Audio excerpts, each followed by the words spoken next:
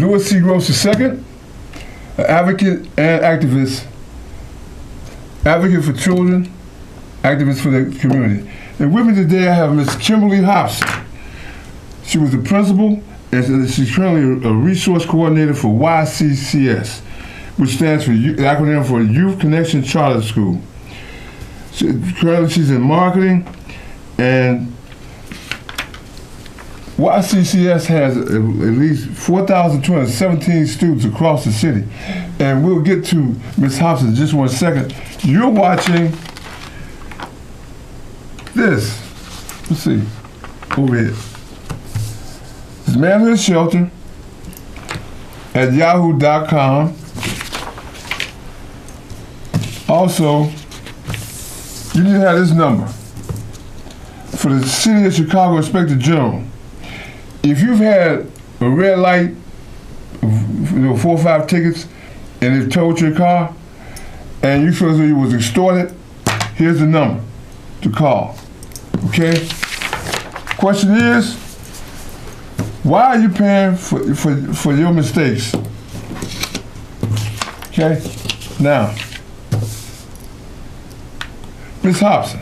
Yes. How you doing? Oh, well, how are you doing? Can you explain to our public what YCCS is about and what do you do? Sure. Youth Connection Charter School is a charter of a network of alternative schools in the city of Chicago. We have 19 campuses, 19. And those 19 campuses serve students from 16 to 21 years of age. That is for students who are dropped out of school, who were pushed out of school, or who need that small school environment, who haven't thrived in a school or traditional school setting. Part of our mission is for those 16 to 21-year-olds is not to sit in a chair and just get instruction, but to be active, to be a part of the instruction. And so we find a lot of our students are coming to us because they want to be involved, and we are a big proponent of going into community and doing community building and community engagement as part of learning. When you say community building, can you expound on that? Sure. Let me give you one example. Okay. Recently, we did a youth summit where our youth were in control. They researched and they did presentations about mass incarceration and how it was affecting themselves and their communities. A number of campuses participated, and the youth presented to other youth in Youth Connection Charter School at the end of this summit. And so what happened was, for instance, I'll use ASA as an example. ASA presented about doing the House bills that were changing the face of how mass incarceration would be affected in the state of Illinois. And these students went out into the community and formed community gatherings about this new House bill and what the issues were surrounding it, and had many of the residents sign petitions so that those laws could be changed to shift what's going on with mass incarceration. So community building is doing real work, real live learning in the community that makes the community better. So in regards to that, we're dealing with like the census. So if my brother and my sister are in jail, then they don't count in terms of the census, which means there's no representation. Exactly. And you bring up another good point in terms of building community. Part of that is voting, and we want our students to vote. We have most of our students are 18 or older. And so we have students who are registering other students to vote, registering other community members to vote, registering their families to vote, and then having drives to get those people to the polls on election day. And part of that was them learning about the history of the vote for Black Americans, for women, across the whole the continent of America, or I should say across this country, more specifically. North America. North America. For them to be able to find out exactly what was the history of vote and why it's so important that we should cherish that vote and not only have it but use it. By the way, The 13th Amendment, that's your right to vote. And the 14th Amendment, equal protection under the law. And right now, we're not even getting representation. Remember back in the day, they said taxation without representation, the Stamp Act in Boston. Do you feel as though our kids are really getting represented the way they should? But I'm so glad. By the way they make voting now, if you go to the polls, I think the primary is either Republican or either Democrat, which I find to be reprehensible because if I want to vote for whatever, I should have that choice. Yeah. What do you think about that? And the kids should be aware of that too. And that's the whole premise of Why the Vote, and that's what the project is called at YCCS. Why the Vote.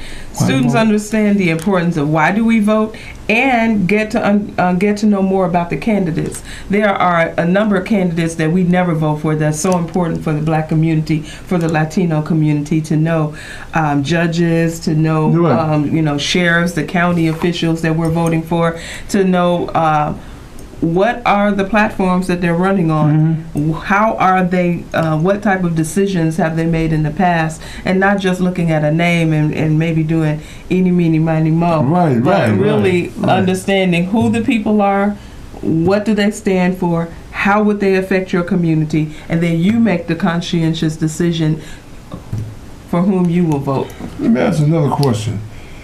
In working with YCCS, what is the parents' participation? Is it mediocre? Is it? I'll be honest, yes. As you know, across the board, high school, once a student gets into high school, parent participation diminishes. And so many of our students are emancipated or are on their own. Explain to some people what emancipation means. So many of our students are living on their own. They are 18 or older, they're homeless. We have a huge problem with homelessness, and so part of our work at Youth Connection Charter School is not just offering quality academics, but also those services that they need. Wraparound services, whether we offer them on site or we're referring them to another agency. We want to make sure that our kids are focused on learning and not worried about where they're going to lay their head. Focused on learning and not worrying about how they're going to take care of their children, or even if you're pregnant, making sure they're getting the right care. We have a caller. Hold on. I have a question. I'm going to vote regardless anyway. But when you listen to certain politicians in the state of Illinois, when we talk about how the districts are drawn up, certain districts are drawn up in such a way where certain politicians, they're going to get reelected anyway because of how the map is drawn up. And that's sort of discourages people want to vote. And that goes to the population within that community. And a lot, like you said, a lot of our people are incarcerated. I don't hang up. Go ahead. You any more questions and concern? Any more discourse? Okay. All right. Now that shot by us, but that was a caller that was interesting what he said. And I think that one of the things that he's bringing up is there's so many changes all the time. It discourages us to go, and that's exactly what we are. Our children get discouraged, and our youth. We serve students 18 to 21, but a lot of times because of the things that are going on, they don't want to participate because they don't feel like it's getting better. And that's part of the education process, because regardless of what we think, or regardless of how we think the election is going now in terms of the candidates and what they're saying, we still need to conscientiously vote because of the decisions that person is going to make later. Even though we may not think they're the best person for the job, we need to sometimes pick from the lesser two evils. But that's what we try to teach our students at Youth Connection Charter School, is that your voice matters and that students' voices always matter. We want them to begin to practice that. So we require 4 things. There are 4 things that we want all of our students to know before they graduate. We want them to be able to communicate clearly and be effective communicators. We want them to be contributors, active contributors in their community. We want them to be critical thinkers, not just getting information, but understanding it and being able to shift it into their own voice and their own understanding. And we want them to collaborate and be part of a team.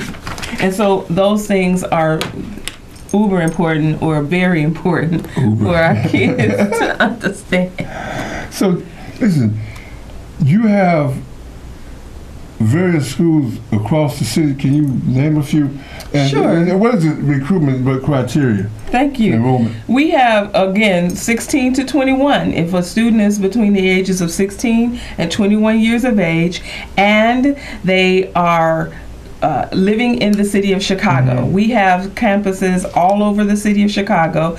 As far north as Truman Middle College on the north side, as far south as Olive Harvey Middle College on the south side, and downtown we have Innovations High School, and we have several high schools on the west side and also the south side.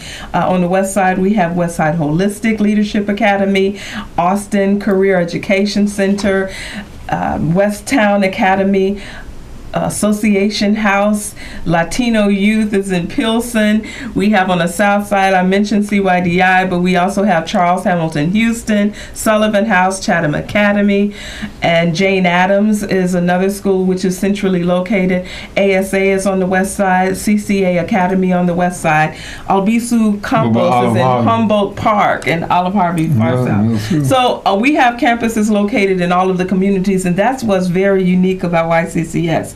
Is because they start with community-based organizations, and those community-based organizations have been offering education within their community, some for over 40 years. And so we're not new at this. This is not just a new system. Since 1997, YCCS has been serving the community and leveraging the partnerships that we have with community-based organizations to serve our students in their communities. And do you advise these students of their rights?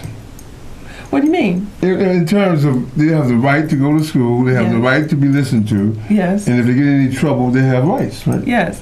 And I think that's what's unique about YCCS as well, because we are a second chance school or an alternative school. And I think sometimes the word alternative... Right, when you say alternative, people it has negative connotations. Yes. Do you have some students that went kicked out, didn't drop out, just decided they want to go? I mean, definitely. And I think alternative is, if we think of the word alternative to a traditional system, everybody doesn't learn by sitting down and listening. We're working on a hands-on approach. And so the YCCS 3+1 model is our learning framework, and it says that we have multiple pathways to graduation, whether it's in a traditional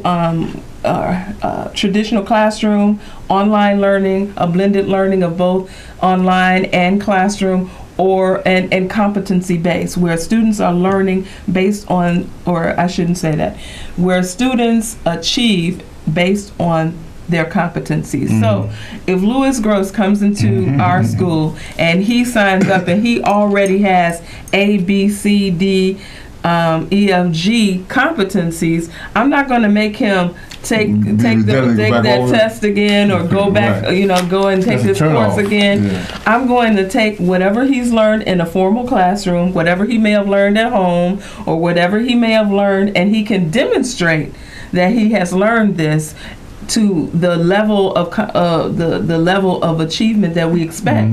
Then that student now can just focus on the things that he doesn't know and be able to have a more enriching education. The second part is having active learning, where that's experiential.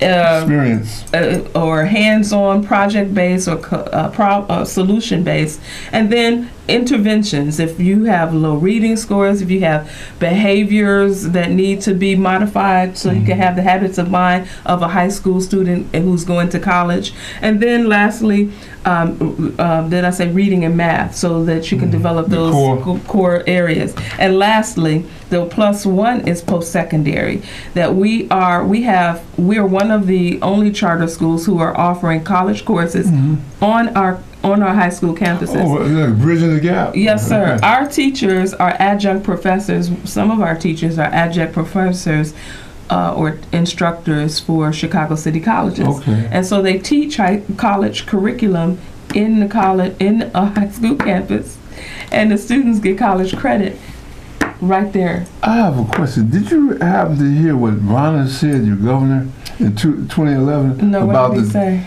He stated that the instructors were illiterate.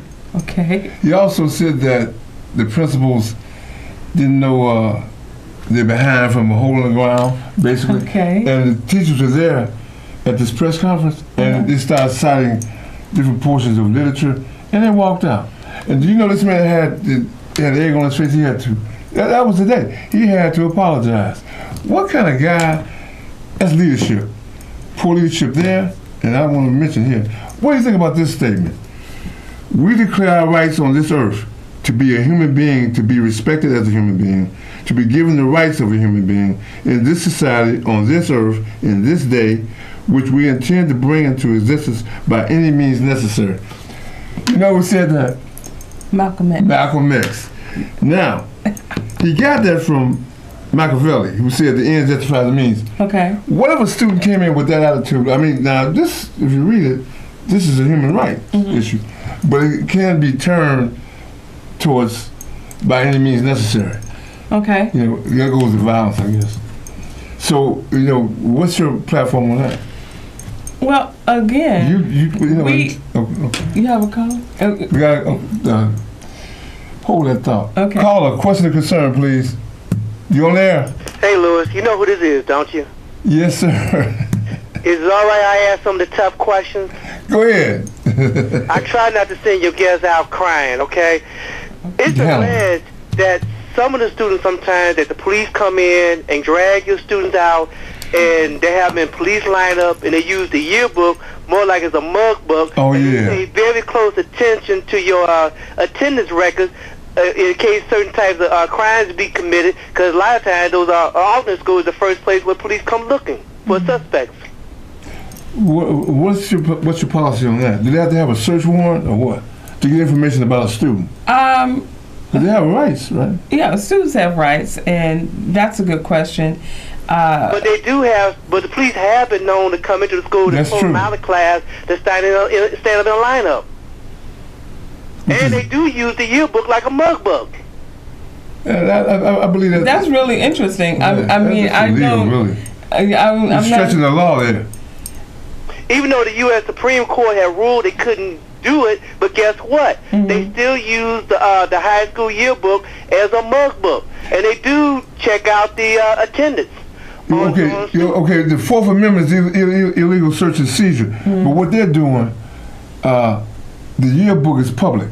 See, so they're utilizing the yearbook to deal with another situation, a private situation in terms of misconduct. Yes. Yeah. So. And I can't answer specifically for any specific incident, but we protect our students' rights as much as possible within the law. And that's what you need to know. We have a caller. Question or concern? Go ahead. You're on air. Yes. Good evening. First time watching, great show. I agree with everything you've said so far except for one thing. Alternative schools and that is great. But why do you need alternative schools? I'll tell you why. Because some of the teachers, because the dropout rate is so high, some of the teachers aren't up to snuff. And you never hear about that. Oh, most of them are. But you never hear about that on TV because the unions are so strong. Why do we have these bad teachers that you can't get rid of? Thank you.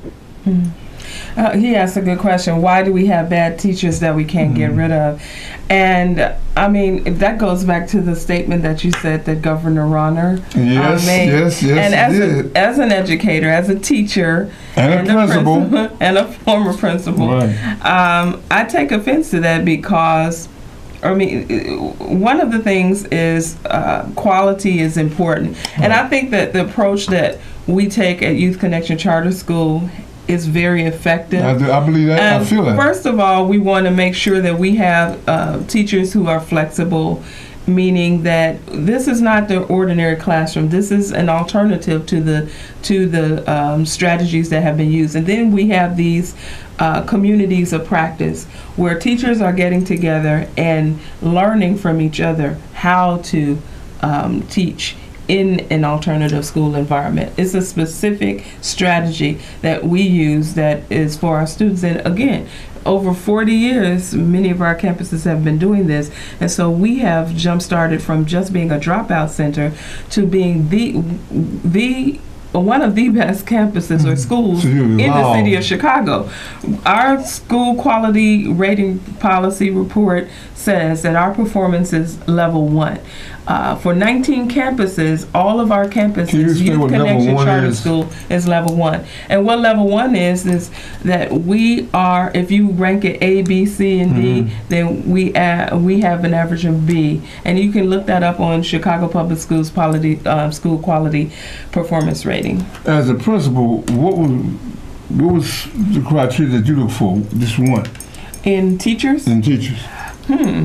That is a very good question, and I think that over and above just the normal things that you look for in terms of a teacher's pedigree and what they bring to the table. Yeah, what about is that they have passion. Passion and compassion. I say passion, that you have to be passionate and about them because you have to have passion. And I don't necessarily look for compassion because I didn't want our teachers to feel sorry for our kids. Okay. I wanted them to support them in their growth, but not enable them. So maybe empathize with them. Yes, perhaps. Right. You have a caller? Have a caller? Yes. Oh, I missed it. Question, caller, you're on the air. Question and concern. I'm so wrapped up with this.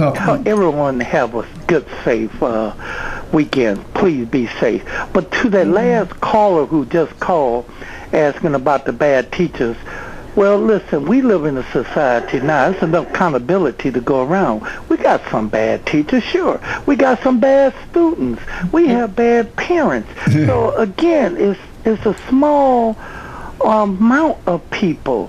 Some people just there. I don't know. I don't know why this happened like this now. I don't know. Don't care. We just try to correct it and get the right people in. That last caller, he need to ask, why do we have bad governors? He needs to write to Rodney, why you so bad? But listen, I want to answer a question to your first at the statement, why do we pay for our mistakes? Listen, why you pay for your mistakes? Because you're a damn fool. You keep on making the same mistakes. You're supposed to learn from your mistakes, and then you never pay it no more. Listen, you always bring something that make a person think. You keep on bringing that up, and we get it together. Let me get out there so I can hear the response. We got one more caller. Concern or question? Go ahead, sir. I'm going to ask you something about the grading system. When you was talking about A, B, C, but you know what? An A at your school may not be the same as an A at, say, for instance, Whitney Young or St. Ignatius College Prep, and that's a fact. And so the measurement tools, thank you. So in terms of our campuses, we have a grading policy that's based on what the student is in terms of their attendance and their growth models. We have a number of students who may have come into the school who didn't have any attendance, but now they are now they are thriving in a new school environment. And so we are meeting those criteria that are set by the school quality performance rating, and we are doing it well. And it takes hard work, dedication, and that dedication comes not only from our principals and administrators, but from the teachers as well as our students. I'm so proud of the efforts that they put forth to transition, and you can see a transformation in their lives in 1 year, how they have excelled, and now coming in just to earn a high school diploma, but leaving with enough motivation and self-esteem to go into post-secondary. We have 90% of our students who are going into college and are 90%. Yes, sir. And they are Gotcha. Thriving. I'm very proud of their efforts. Thank you, Ms. Kimberly Hobson, for coming on and enlightening us to what's going on in the school system. And hopefully you can get your child enrolled with YCCS. Yes. In closing, Bank Black, I'm leaving Chase. Look at you, Bank In. We always sitting in and walking in, and it's not effective. Money talks and BS walks. Now, in closing, if you feel as though you run out of rope, tie a knot and hang on, everything's going to be okay. And thank you for listening.